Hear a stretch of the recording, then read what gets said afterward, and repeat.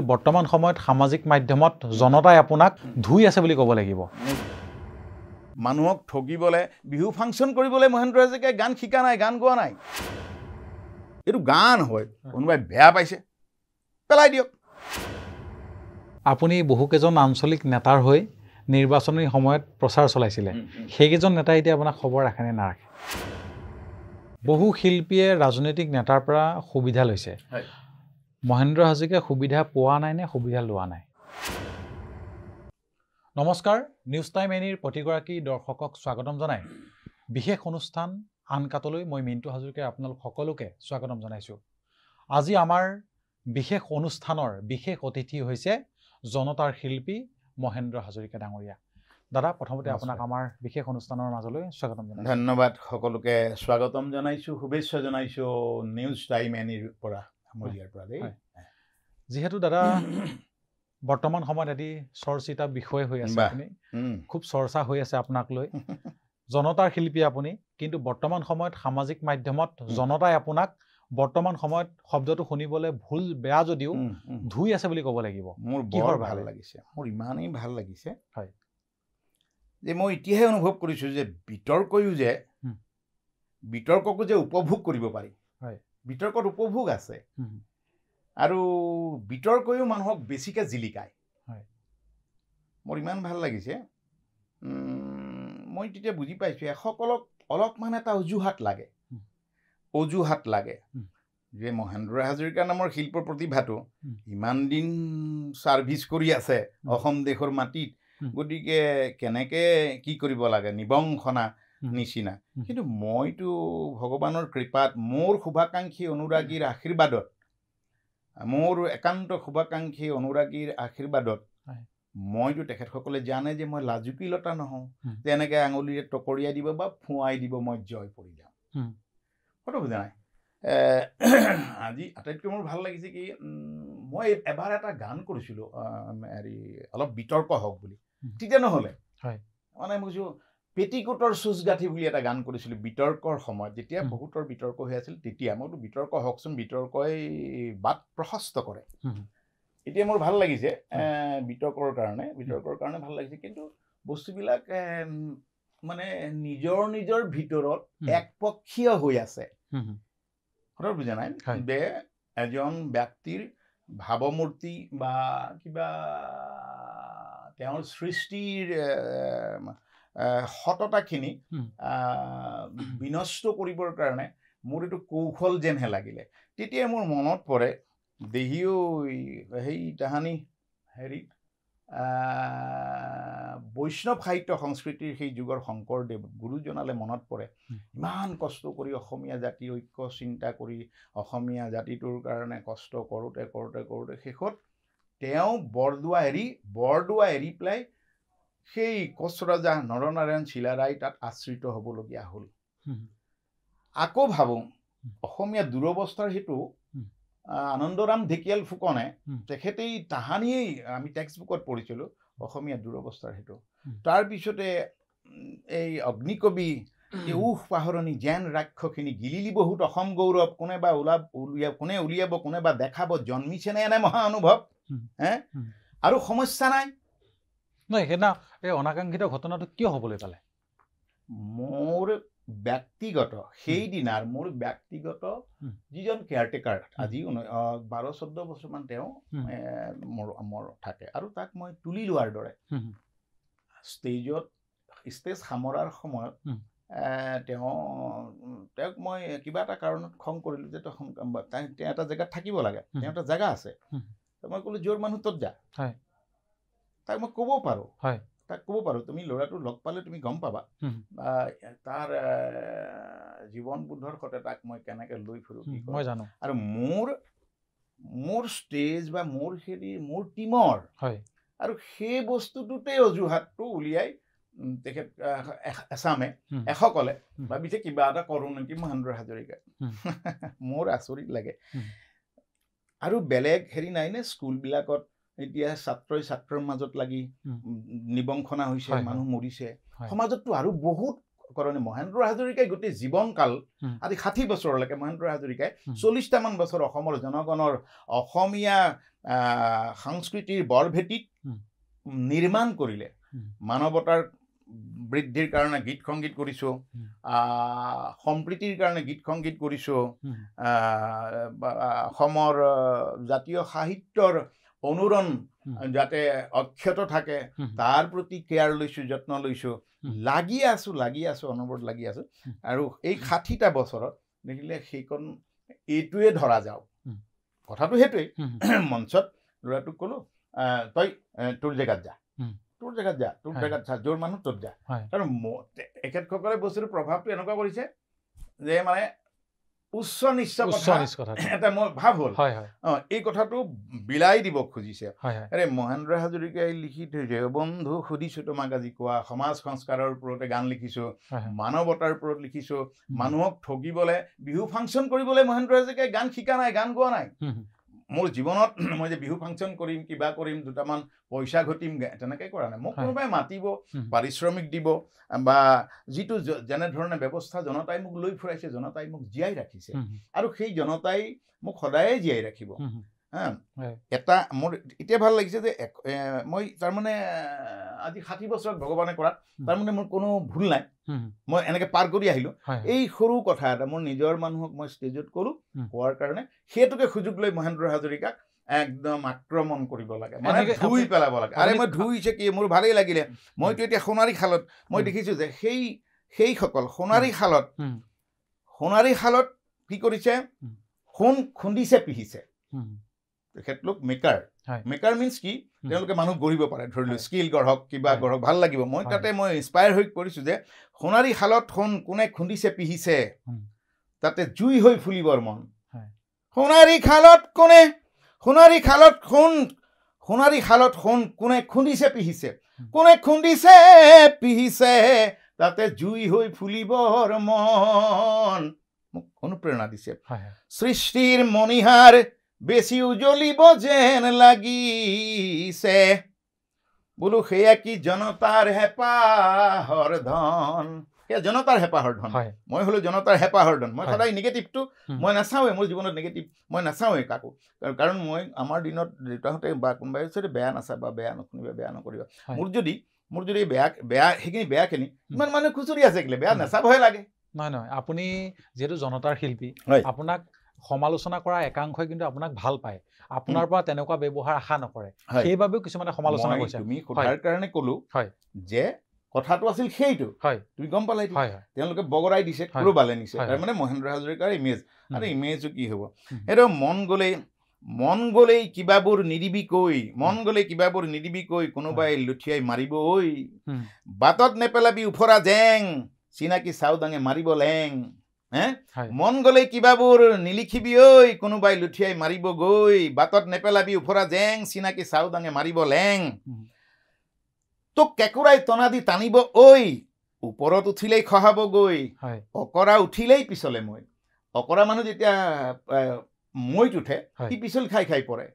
কথাটো বুজি নাই পিছলে মই অকণমান জগৰত লাগে হৈছই এতিয়া মই কি ক'ম আমি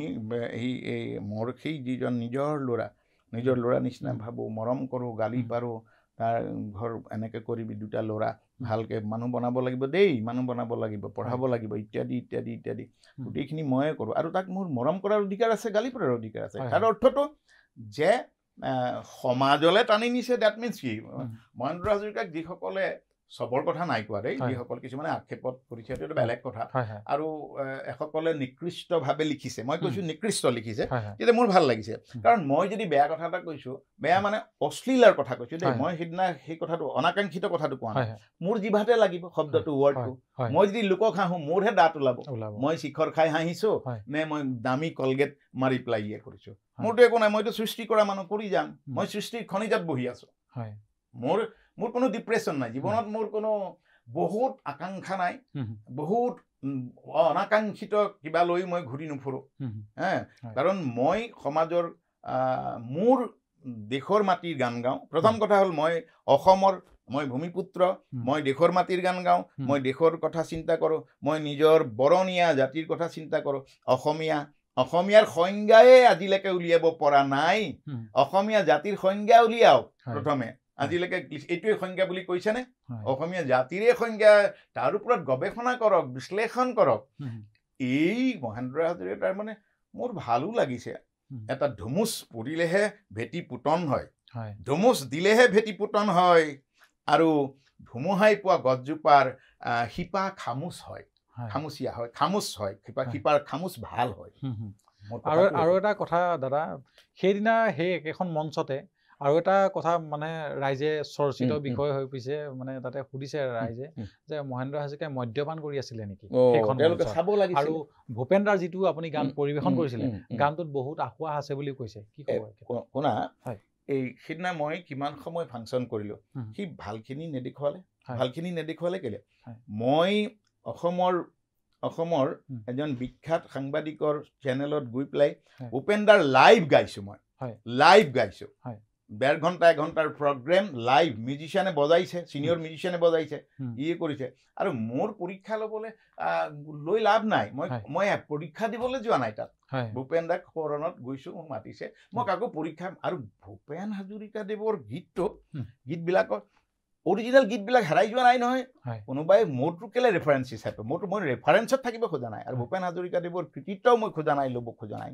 মই মহেন্দ্ৰ হাজৰিকাৰ গান গাওঁ মই মহেন্দ্ৰ হাজৰিকাক লৈ ফুৰোঁ গতিকে তাৰ অৰ্থটো এইটো নহয় ভূপেন দাৰ গানটো মই আপোনালোকে এইভাগেই গাব দেই আজিৰ পৰা এনেকৈতো মই খোৱা নাই ভুলটো ভুল এৰি দিব লাগে পেলাই দিব লাগে ভুলটো ভুল কিন্তু মই আকৌ দুটা বস্তু খাওঁ ভুলটোও খাওঁ আৰু জিকাটোও খাওঁ মোক দুই এজনে কৈছে যে শিল্পী খাবই লাগিব খাম শিল্পী মই মিঠা পাইছোঁ কথাটো বুজা নাই শিল কোনে হজম কৰিব পাৰে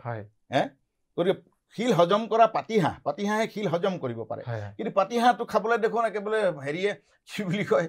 আচৰিত কথা এই কোমোৰা মানে পুৰণা কোমোৰা আৰু হেৰি মানে তেলি পাতিহাঁহ খাবলৈতো চবেই মস্তি কৰিবলৈ যায় আৰু মোৰ ভালো লাগিছে আৰু আচ্ছা মই কথা এটা ক'লোঁ মই যদি সম্পৰীক্ষাৰ কাৰণে যদি মই মোৰ গান এটা কেতিয়াবা জেনেৰেশ্যনে নকৰিব যে কি আছে সেইটোতো মইতো কোৱা নাই মোৰতো এইটো গান হয় কোনোবাই বেয়া পাইছে পেলাই দিয়ক এই কোনোবাই যদি ভাবিছে ভুল হৈছে ভাল কথা ভুল হৈছে তেওঁ ভাল ভাবিছে তেওঁ কথাটো বুজি পোৱা নাই হয়নে বুজি পোৱা নাই তেখেতক এতিয়া ইয়াৰ পিছত যদি নুবুজে মইতো আৰু ভুলত লাগি নাথাকোঁ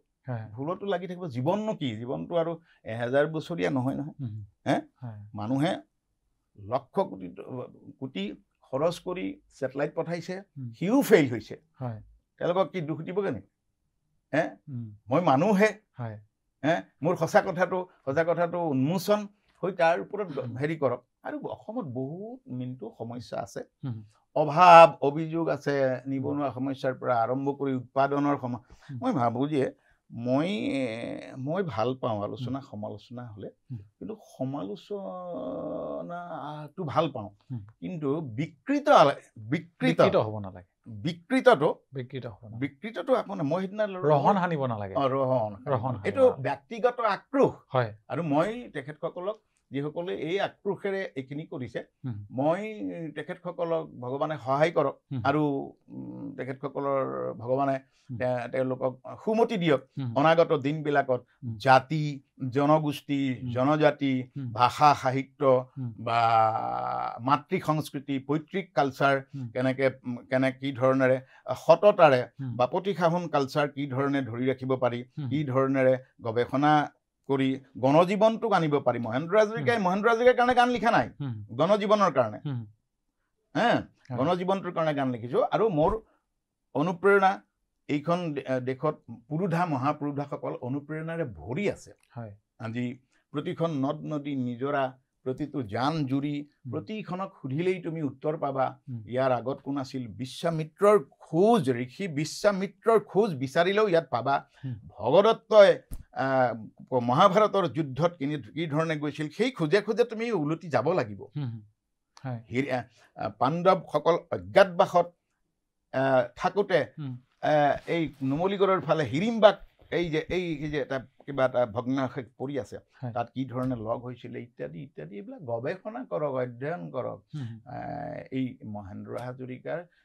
এইটোও কৰক। এই ভুলটোৱে যদি এই যদি ভুল বুলি ভবাটো, মই ভুল বুলি নকওঁ, সেইটো হ'ল অনাকাংক্ষিত কথা। সেইটো এটা মোৰ আমি হেৰি তেওঁলোকে ৰহন সানিছে, ভাল কথা। কিন্তু যদি মোক যদি এই সমালোচনা বা এনেকে বেয়া ধৰণেৰে বা বিকৃত মন্তব্য দি যদি জাতিৰ উন্নতি হয়, দেশৰ প্ৰগতি হয়, অসমৰ নিবনুৱা সমস্যা, 7 কোটি যিমানবিলাক সা সমস্যা ইত্যাদিবিলাক আছে, অসমত যদি উৎপাদনমুখী চেতনাৰে পৰি উপচি পৰে, তেতিয়াহ'লে আৰু কৰক। মইতো বাধা কৰিব নোৱাৰিম ন, কাৰণ কেলে নোৱাৰিম। আৰু বা মোৰ সময়ো নাই বাৰু ইমান, কাৰণ তুমিতো নিজেই জানা মই সময় নাই মানে কি, সময়ক মই খুব কম অপব্যৱহাৰ কৰোঁ। মানে অপব্যৱহাৰ কৰিবলৈ মই ভয় খাওঁ, কাৰণ জীৱনৰ ধৰি লওক এইখিনি ইমান দূৰ পালোহি আহি মানুহৰ মৰম প্ৰীতি ভালপোৱা, মানুহৰ শ্ৰদ্ধাশীল চেতনাৰে। অৱশ্যে ঈৰ্ষা তাহানিও পাইছিলোঁ, ঈৰ্ষাটো থাকিবই, ঈৰ্ষাটো থাকিবই। প্ৰতি খোজে খোজে প্ৰতি যুগে যুগে উন্নয়নৰ লগে সংগে আগে পিছে বাধা জুই জ্বলেই, নাভাবিলেই হ'ল। বাধা জুইটো আধা কৰি পেলাই সৃষ্টিশীল কামত, মইতো সৃষ্টিৰ খনিজত বহি থাকোঁ। মোক এটা মাত্ৰ শব্দ দিয়ক, মই ইমান মোৰ জীৱনটো ইমান মই সংগ্ৰাম কৰিছোঁ। মই সদায় তিনিটা মানুহ, এটা হ'লো সৃষ্টিৰ খনিজত সাধনা কৰা। মই শিল্পী নহয়, শিল্পী হোৱা নাই, শিল্পী এটা বেলেগ বস্তু। আৰু মই সাধক আৰু উপাসনা কৰিছোঁ, শিল্পী হোৱা নাই। তো এটা মহেন্দ্ৰ হাজৰিকা হ'ল সেই সাধক উপাসক মহেন্দ্ৰ হাজৰিকাটো। এটা মহেন্দ্ৰ হাজৰিকা হ'ল মই সংঘাত মোৰ সম্ভ্ৰান্ত সম্পদ, সংঘাত লৈ জীৱনৰ বাট বুলিলোঁ। সেইখিনি মই লগে সংগে মোৰ থাকেই, মোৰ বুকুৱে মূৰে তেজে বা মোৰ মনৰ অনুৰণত থাকে সংঘাত। যাৰ কাৰণে কথাৰ চন্দ্ৰে লিখিছোঁ, কিবা লিখিছোঁ, সংঘাত নাথাকে কাৰ। গতিকে সেই সংঘাত বৈ ফুৰা মহেন্দ্ৰ হাজৰিকা। আৰু এটা হ'ল সেই দুইটাৰ কেয়াৰটেকাৰ মহেন্দ্ৰ হাজৰিকা, দুইটাৰে সযত্ন প্ৰযত্ন লোৱা এটা মহেন্দ্ৰ হাজৰিকা। মহেন্দ্ৰ হাজৰিকা তিনিটা হৈ কাম কৰোঁ। আৰু এতিয়া 4 নম্বৰটো হ'ব লাগিব, কাৰণ 5 নম্বৰ বা 1 নম্বৰজনে মই যে যাক ষ্টেজত ক'লোঁ, কাৰণ তেওঁৰ ওপৰত ষ্টেজটোৰ দায়িত্ব থাকে, এই চোৱা চিতা, খোৱা বোৱা বা যিকোনো। আৰু এটা কথা, যদি কৈছে বোলে কিবা তেনেকুৱা হেৰি কৰিছোঁ, তেতিয়াহ'লে এটা কাম কৰক, তেওঁলোকে যিসকলে কৈছে তেওঁলোকতো অৰ্গেনাইজাৰ নেকি? তেওঁলোকতো অৰ্গেনাইজাৰ নহয়। তেওঁলোকে অৰ্গেনাইজ কৰক আৰু তেওঁলোকে মাতক। যদি মই যদি গান উপযুক্ত বুলি ভাবে গান গোৱাৰ, মইতো মহেন্দ্ৰ হাজৰিকাৰে গান গাওঁ ন, মই মোৰে গান গাম। তো গাই আছোঁ, ভগৱানে সহায় কৰিছে। তো আৰু ৰাইজে, মোৰ শ্ৰদ্ধাশীল অনুৰাগী শুভাকাংক্ষী সঁচা জনতাই মোক মৰমেৰে তুলি তালি মোৰ গানবিলাক কোলাৰ কেঁচুৱা কৰি আজি ইমানটো পোৱালেহি। গতিকে এইখিনি সময়ত বেয়া পোৱাও থাকিব লাগে। কাৰণ এই বিয়া এখন মানে এজন মানুহক বোলে, মই এটা প্ৰবাদ আছে, এজন মানুহক মানে গাঁও এখনত এজন মানুহ বৰ লোকৰ দায় দুখ ধৰি ফুৰে, চাবা শুনা কাহিনী। তাৰপিছতে সেইখন গাঁৱৰে এঘৰ মানুহত এজন মানুহৰ বিয়া হ'ল, ছোৱালী বিয়া দিব বা আনিব, এনেকুৱা ডাঙৰ বিয়া এখন হৈছে। তেওঁ মানে দুখ ধৰিব, সেই মানুহটোক তামোল পাণ দি পেলাই একেবাৰে মাতিছে যে প্ৰথমৰ পৰাই আপুনি থাকিব দেই, প্ৰথমৰ পৰাই থাকিবচোন, প্ৰথমৰ পৰাই থাকিব, আপুনি আৰু যাব বিয়া দিনা। সেইবোৰ মানুহটোৱে ভাবিছে কেনেকৈ সন্তুষ্ট দিওঁ আৰু কেনেকৈ সন্তুষ্ট দিওঁ। তাৰপিছত বিয়া দিনা তেওঁ গৃহস্থই বাট চাই আছে, আহিছে আৰু একেবাৰে তাৰ পৰাই আদৰি মানে এই কিবা আগত চাদৰ কিবা কিবি পাৰি দিয়ে, ধুনীয়াকৈ আনি পেলাই একদম জেগাত বহুৱাইছে। বহুৱাই তেওঁ চাই আছে, কিন্তু তেওঁ খোৱা বোৱা চব হেৰি আৰু খুব চাই আছে। চাই মেলি একেবাৰে বিয়া বা অনুষ্ঠান ভাগ একদম শেষ হ'ল আৰু শেষলৈকে উঠি আহিব লাগিব নহয়। তেওঁ গৃহস্থই বৰ কাকুতি মিনতি বা প্ৰণাম কৰি সুধিলে, প্ৰভু কওকচোন কেনেকুৱা পালে, কি কথা কি বতৰা। তাৰপিছত তেওঁ একো নাই, ভালেই, খুব ভাল হ'ল। শেষত ক'লে যে ইমান ভালকৈ পতাও ভাল নহয় বোলে, ইমান ভালকৈ পতাও ভাল নহয়। তেনেকৈ কাক সন্তুষ্ট কৰিবা? উত্তৰ সাধাৰণ কথা। আৰু এটা অভিধানিক কথা, এই যে প্ৰতিবিলাক অভিধানত, শব্দৰ অভিধানবিলাকত ঠাহ হৈ পেলাই ভালে বেয়াই প্ৰতিটো শব্দই নিহিত হৈ থাকে তাত আমি ব্যৱহাৰ ক'ত কৰোঁ যে ইয়াত এটা স্লেং ক'ব লাগে তাত নালাগে বা এনেকুৱা তেনেধৰণে নম্ৰতা ভদ্ৰতা সময় পৰিৱেশ অনুসৰি আমি কাম কৰোঁ চ' শব্দবিলাক শব্দৰ অভিধানত থুপ খাই থাকে কাৰণে সেই অভিধানখন অসুচি হৈ গ'ল নি আচলতে কি হয় এই বহুত ৰেফাৰেঞ্চ আছে দিব পাৰোঁ অসংখ্য আছে মই দি লাভ নাই মোৰো ধৰি লওক তোমাৰ সময়কণ নষ্ট কৰা হ'ব বা মোৰো সময় বা মই বেছি কোৱা যেনেই কোনোবাই অনুভৱ কৰিব পাৰে তথাপিতো মই চিধা চাধা কোৱা মানুহ ষ্ট্ৰেইট মানুহ আৰু মই সততা মানৱতা বা এইবিলাকৰ ওপৰতে মই গৱেষণা কৰোঁ অনুবীক্ষণিক মই কাকো বহুত দিব পৰা নাই যদিও কিন্তু সেই ল'ৰাজনৰ সেই যাক মই গালি পাৰোঁ তাকেইতো মৰম কৰোঁ ন যাকে গালি পাৰে তাক মৰম কৰে পাব্লিকক গালি হোৱা সেইদিনা যদি পাব্লিকৰ বেলেগক ক'লোহেঁতেন এইটো বেলেগ হৈ থাকিলে ন মোৰ নিজৰ ল'ৰাক নিজৰ ঘৰক মই কিবা এটা ক'লোঁ আৰু তাৰ সেই দুৰ্দশা সময়বিলাকত তাৰ খবৰ কোনে ৰাখিছে তাৰ ল'ৰাটো যেতিয়া ফুটা জোতা এযোৰ লৈ পেলাই স্কুললৈ যায় মই দেখি পেলাই মই স্কুললৈ নোযোৱা কৰি পেলাই জোতাৰ দোকানলৈ লৈ গৈছোঁ তই মই থাকোঁতে তোৰ ল'ৰাই এনেকুৱা হ'ব ল'ৰা দুটা সৰু সৰু মানুহ বনা তাক মই গালি পাৰিবই লাগিব গালি নাপাৰিলে মানুহে ন সি তাৰ নামটো সুধিলোঁ তোৰ নাম বোলে আমুক বোলে ঠিক আছে তই এইটো মানুহ হৈ পেলাই তই এই লোকৰ ঘৰে ঘৰে ৰং কৰিবি আমুক কৰিবি ভাল হেৰি কৰচোন এতিয়া সি কিবা অটো চলাম বুলি কৈছে দাদা আমুক কিবা এটা কৰিম দাদা মই ভাবি আছোঁ বা সি মোৰ লগত এতিয়াও আছে আকৌ মানুহে দোষটো ক'ত দেখিলেগে চোৱা গতিকে ইমান মানে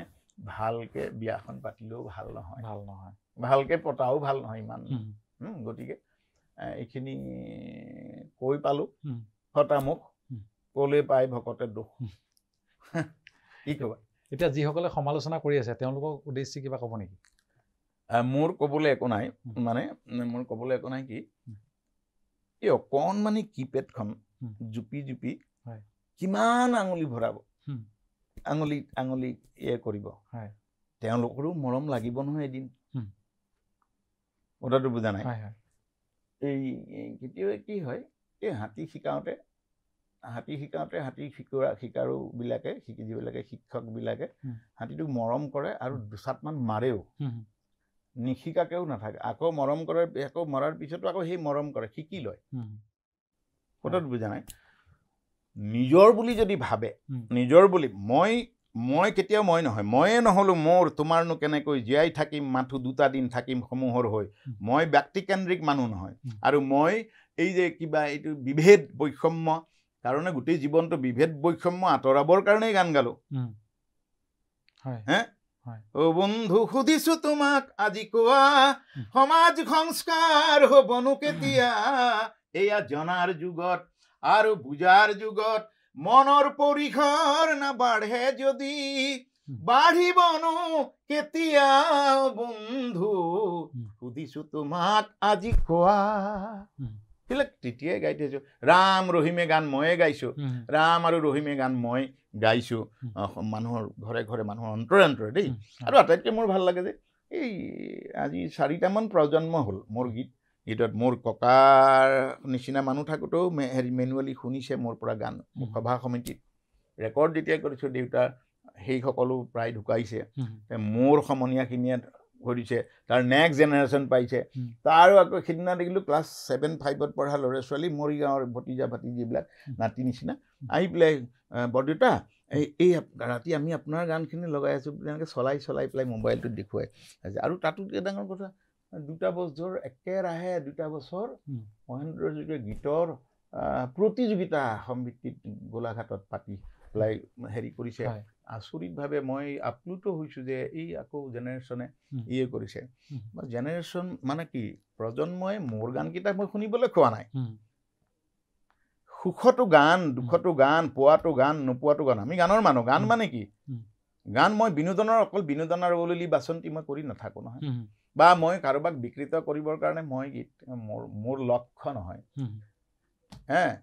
এই বা মোৰ এই বস্তুবিলাকৰ বস্তু যি কোনোবাই ভালকৈ লিখিছে বেয়াকৈ লিখিছে সেইসকল তেওঁলোকৰ ৰাইট আছে তেওঁলোক প্ৰায় নিজৰ যন্ত্ৰটোত নিজে সম্ৰাট নহয় জানো কোৱা তুমি কোৱা নিজৰ এই এতিয়া যিটো যন্ত্ৰ খালি এটা কথা কি মোৰ বৰ ভাল লাগিছে এইটো কাৰণে যে 60 বছৰত দেখি পালে যে এইটো ভুল তাৰমানে ইমান দিন মই ভাল আছিল গতিকে সেইটো কাৰণে মোৰ ভাল লাগে ইমান দিন ভাল এই যে ভুল বুলি কৈছে যদি কোনোবাই কৈছেও যদি ভুল তেতিয়া তাৰ কাৰণে আৰু সেইটো মই ক্লিয়াৰ কৰি দিছোঁ সেইটো ভুল নাছিল সেইটো মই মোৰ কেয়াৰটেকাৰ বা সেই দিনৰ কেয়াৰটেকাৰজনক যাক দায়িত্ব আছিল তাক দিয়া এটা মৰমৰ গালি সেইটো তাৰ জনতা সংযুক্তি নকৰাটো সেইটো সেইটোতে গম পোৱা চোৱাচোন তাৰমানে মহেন্দ্ৰ হাজৰিকাক আক্ৰমণ কৰিবলৈ হ'ব এইটো ঘটনাৰ পৰা আমি আঁতৰিম এতিয়া দুটামান বেলেগ কথা আলোচনা কৰিম প্ৰথম কথাটো হ'ল আপুনি বহুকেইজন আঞ্চলিক নেতাৰ হৈ নিৰ্বাচনী সময়ত প্ৰচাৰ চলাইছিলে সেইকেইজন নেতাই এতিয়া আপোনাক খবৰ ৰাখেনে নাৰাখে এতিয়া এই কি ক'বা তাৰমানে বস্তুটো মই যলৈকে যাওঁ তাৰমানে মই বহুত স্বাৰ্থলৈ নাযাওঁ স্বাৰ্থ মানে কি মই নিজে জানো যে মোৰ গান আছে গানে মোক জীয়াই ৰাখিছে কাইলৈ গান গাব নোৱাৰিম সেইটো বেলেগ কথা তোমালোক আছা কোনোবা আছে মোৰ অন্ততঃ আজি মই যদি 40-50 বছৰ যদি গান কৰিছোঁ অসমৰ 3.5 কোটি বা 3 কোটি 40 লাখ কিমান মানুহ আছে মানুহখিনিৰ মাজত মই নাভাবোঁ যে মোৰ 1 লাখ মোৰ শুভাকাংক্ষী অনুৰাগী নাই 4টা জেনেৰেশ্যন মানুহে মোৰ খবৰ ৰাখিব আৰু ৰাখিছে মানুহে আৰু এই নিৰ্বাচনৰ ক্ষেত্ৰতো তেনেকুৱা হয় যে সময়ৰ আহ্বান আহিলে মই মোক বিচাৰৰ পিছত বাণিজ্যিকভাৱে নহয় দেই মই উপস্থিত হওঁ কাৰণ মই আজন্ম মই জাতীয় প্ৰেমী তাৰ অৰ্থটো এইটো নহয় মই স্বদেশ প্ৰেমী মই জাতি প্ৰেমী মানে বৰ্ণাঢ্য অকল কোনোবা এটা কমিউনিটিৰ কথা ক'ব খোজা নাই তো মই মোৰ সেই প্ৰেম আছে কাৰণে সেই তেনেধৰণৰ অনুভূতি ব্যক্তিৰ আমন্ত্ৰণ মই উপেক্ষা নকৰোঁ কাহানিও সেইটো কোনো অবাণিজ্যিক চেতনাৰে মই উপস্থিত হওঁ কিবা এটা যেনে ধৰি লোৱা আজি অখিল গগৈৰ ক্ষেত্ৰত সেইটোত মোৰ এটা চেণ্টিমেণ্ট যে আমি ভাৰতীয় সংবিধানৰ দেশৰ সংবিধানৰ গণ্ডিত দেশৰ সংবিধানৰ সন্মান কৰি আমিবিলাক জনতা হয়নে জনগণ তো তেতিয়া দেখিছোঁ যে অখিলটো এইখিনি সময়ত নিৰ্বাচনত উঠিছে গতিকে মোৰ এটা আমন্ত্ৰণ আহিল যে আপুনি দুদিন ঘূৰি দিব মই তেওঁৰ আমন্ত্ৰণ সেই দলীয়ভাৱে অহাৰ কাৰণে মই লাগি দিছোঁ এতিয়া খবৰ ৰাখেনে লাগি দিছোঁ মোৰ খবৰ এনেকুৱা তেওঁলোক মই ৰাজনীতিৰ পৰা মই সদায় আঁতৰত থাকোঁ মই আমন্ত্ৰণ কাইলৈ মোক যিকোনো হেৰিয়ে মোক অনুষ্ঠান পাতিবলৈ মাতিলে কাইলৈ যদি বোলে চৰকাৰৰ কোনোবাই মাতে অনুষ্ঠানলৈ মই যাম কিয় নাযাম তাৰমানে এইটো কোনোবাই ক'লে হ'ব নেকি যে এই আমুকো হৈ গ'ল সি তামুক হৈ গ'ল আমাৰ এইটোতো লেবেল লগোৱাটোতো লগে আছে ন যে কাইলৈ যদি মই এতিয়া বৰ্তমানৰ চৰকাৰখনৰ কোনোবা মন্ত্ৰী MLAৰ ওচৰত যাওঁ নিশ্চয় কিবা এটা বিচাৰি যোৱাই হ'ব মই মোৰ জীৱনটোৱে 1980 চনৰ পৰা ভালেখিনি চৰকাৰ দেখিলোঁ পালোঁ ভালেখিনি অসমৰ দুৰ্যোগ দেখিলোঁ পালোঁ কিন্তু মই আজিও মই যদিও ভাষা আন্দোলন পোৱা নাছিলোঁ মই মনত ৰাখিছোঁ অসমৰ ভাষা আন্দোলনৰ প্ৰথম শ্বহীদ ৰঞ্জিত বৰপূজাৰী সন্মান কৰোঁ শ্বহীদক সন্মান কৰিয়ে মই শব্দ লিখোঁ সেইকাৰণে শব্দই মোক লাগ দিয়ে শ্বহীদক সন্মান কৰোঁ মই পুৰুধাক সন্মান কৰোঁ মই শিশু সৰু এইবিলাকক মৰম কৰোঁ কিবা কৰোঁ মই সকলোৰে প্ৰেম ভাল পোৱা শ্ৰদ্ধাশীল চিন্তা চেতনাৰে বিতৰ্কৰ পৰা আঁতৰি মই জীয়াই থাকি সুখ পোৱা মানুহ মই নিজে কৰি থাকোঁ তুমি দেখিছা নিজে কি কৰিছোঁ কাকো এটা গানো খোজা নাই জীৱনত কোনোবা এখন মই সমাজে ঘূৰি ফুৰিছোঁ সকলো জাতি ধৰ্ম বৰ্ণৰ সমাজে মই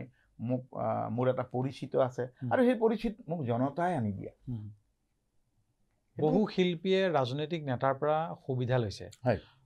মহেন্দ্ৰ হাজৰিকাই সুবিধা পোৱা নাই নে সুবিধা লোৱা নাই তাৰমানে মই ভয় খাওঁ তাৰমানে মই এতিয়া মই আগতো কৈছোঁ ক'ৰবাত মই মোৰ নিজৰ বৰণীয়া পথাৰখনত খেতি কৰি ভঁৰাল ভৰাই খোৱা মানুহ সাধাৰণভাৱে কি খাওঁ মই আজিও মই সেই দেউতাসকলৰ ককাসকলৰ সেই যি আমি য'ত জন্ম হৈছোঁ জন্ম ঠাই বৰ ভোগালী আৰু খুব এটা বিস্তৃতি বহল আমাৰ আকাশখন আমাৰ মাটিৰ পৰা আমি চাই আমি আমাৰ কথা ভাবোঁ তাৰমানে অকল আমাৰ পাৰ্চনেল পৰিয়ালটোৰ কথা নহয় আমি বুলি শব্দটো মই ক'বলৈ মই বৰ দুখ পাওঁ কাৰণ মইতো এটা অহংকাৰী শব্দ বুলি মই ভাবোঁ সকলোতে মই নহয় আমি হ'লে মানে সামূহিক চেতনাৰে সামূহিক কথাৰে মই ঘূৰি ফুৰোঁ আৰু এতিয়া ব্যক্তিগত আক্ৰোশটো আহিল মোৰ ওপৰত মই ইয়াত দুখ কৰা নাই মোৰ দুখ লগা নাই মোৰ ভাল লাগিছে মই মানে মোৰ প্ৰগতি বাঢ়িছে মোৰ ভালে লাগিছে মই ইনস্পায়াৰ হৈছোঁ বা তাৰমানে মোকো বেয়া পোৱা মানুহ ইমান আছিল নে তাৰমানে চবেই বেয়া নাপায় নহ'লে ইমান সময় কেলে ইমান সময় খৰচ কৰি তেওঁলোকে অনুভৱ মগজ খটাইছে খটাই মহেন্দ্ৰ হাজৰিকাক বেয়াকৈ গালি কেনেকৈ পাৰিব লাগে মগজ খটাই লিখিছে ন মগজ খটাই লিখিছে খটাইছেতো মগজটো খটাইছে গতিকে কাইলৈ সেই ল'ৰাজন সদায়ে থাকিব সি মোৰ থাকি আছেই কাৰণ তাত এটা বেয়া লাগিছে এইটো বেয়া লাগিছে যে এই বৈষম্য এটা সৃষ্টি কৰি আলোড়ন কৰি থাকিব লাগে যদি সেইটোতেই যদি অসমৰ প্ৰতিখিনি সমস্যা বিভিন্ন ধৰণৰ সব নিৰাময় হয় তেতিয়াহ'লে মইতো বাধা দিব নোৱাৰোঁ হয়নে গতিকে সেইখিনি আৰু মই পাতিবও নিবিচাৰোঁ ধৰি লওক কাৰণ মোক সমালোচনা কৰক মোক গালি পাৰক মই নাপাৰোঁ মই পাৰি কি কৰিম কাৰণ তাত মই সেই এজনেই হৈ যাম দেখোন এতিয়া চোৱা আটাইতকৈ ডাঙৰ কথা মই বাৰু মোৰ সেই দিনৰ ষ্টেজৰ কেয়াৰটেকাৰজনক মই কিবা এটা কাৰণে মই কিবা এটা ক'লোঁ সেইটো সমাজমুখী কৰি বেয়া কৰি পেলালে তাৰমানে মই কোৱাটো যদি ভুল এই সামাজিক মিডিয়াত যে এজন মহেন্দ্ৰ হাজৰিকা ব্যক্তিগত নহয় মহেন্দ্ৰ হাজৰিকা এটা অনুষ্ঠান মহেন্দ্ৰ হাজৰিকা এটা জাতিৰ অনুষ্ঠান সাংস্কৃতিক অনুষ্ঠান নিজেই সেই অনুষ্ঠানটোক এনেকৈ বেয়াকৈ লিখিছে সেইটো তেওঁলোকৰ ভুল নহয় জানো ডেফিনেটলি ভুল কোনোবাই মোক হয় জোৰ কৰিতো পায়স আৰু পৰমমান খুৱাই পেলাই কাকোতো ভালৰি বা ভাল কৰাব নোৱাৰো ন তুমি এনেকুৱাও গৈছে মোৰ সময়ত এনেকুৱাও গৈছে ষ্টেজত এই যে পানী বটল লৈ ফুৰে মই 5 লিটাৰ 6 লিটাৰ 5 লিটাৰ 4 লিটাৰ পানী খাওঁৱেই মোৰ বিভিন্ন বস্তু থাকে এই ধৰি লোৱা তুমিতো জানাই তুমি গৈছাই এইবিলাক বন জৰি গুটি কিবা থাকে কিবা কিবি চাহ থাকে মই চুপ থাকে যেতিয়া মোৰ ৱেডাৰ আৰু মোৰ শৰীৰ এতিয়া ধৰি লওক মই সেইটো বেলেঞ্চ কৰি মই পাৰফৰ্ম কৰিব লাগে গতিকে মই প্ৰফেচনেল অনুষ্ঠানবিলাকৰ কথা কৈছোঁ মইতো আৰু হেৰি কৰা নাই গতিকে সেইখিনি মই কি খাই গান গাম মই কি খাই মই কি অভদ্ৰামী মই তেওঁলোকে সেই কথাটো বেলেগকৈ লৈ গুচি গ'ল সেইটো বেয়া নহ'ল সেইটো ভুল নহ'ল কিন্তু মহেন্দ্ৰ হাজৰিকা 60 বছৰে কষ্ট কৰি অসমীয়া গণজীৱনটোলে ত্যাগেৰে বা সাধনাৰে দিয়া এইবুলি মানে এই গোটেই সৃষ্টি সমগ্ৰ মূল্যহীন কৰিবলৈ লাগি পৰিছে উঠি পৰি লাগিছে তো লাগক মই ক'লোৱেই দেখোন জীয়াই থকালৈকে গানেই গাব লাগিব গানেই সংগীতেৰে জীয়াই আছোঁ আৰু মোক মানুহে সংগীততেই বিচাৰে মই ধৰি লওক আজি মহামান্য হিতেশ্বৰ শইকীয়া দিনৰ পৰাই মই ভাল ঢেৰ সুবিধা পাইছিলোঁ ৰাজনৈতিক সুবিধা পাই মই বহুত দূৰত থাকিলোঁ কাৰণ মই গান ভাল পাওঁ মই সমাজ ভাল পাওঁ মই সততা মানৱতা এইবিলাক ভাল পাওঁ আৰু শ্ৰদ্ধাশীল ভাল পোৱা মই ভাল পাওঁ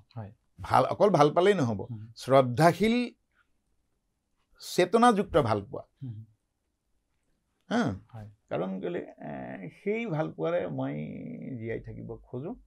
আৰু মই ভাবোঁ এইটো মোৰ মানুহসকলেও বা মোৰ বুলি নহয় সকলোৱে মোৰ জাতিৰ মানুহ দেশৰ মানুহ মোক কিবা এটা বেয়া পাইছে হয়তো মোৰটোৱে শুদ্ধ নহ'ব পাৰে মোক কিবা এটা বেয়া পাইছে ৰাইজৰ সমালোচনা কৰাৰ অধিকাৰ আছে মোক কিবা এটা বেয়া পাইছে গতিকে মই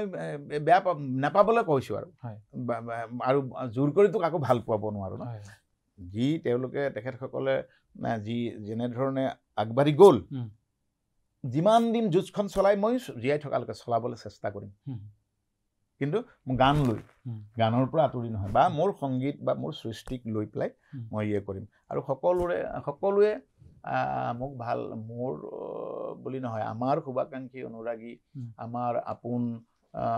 শুভাকাংক্ষী অনুৰাগী জনতা লৈ মই শ্ৰদ্ধা জনাইছোঁ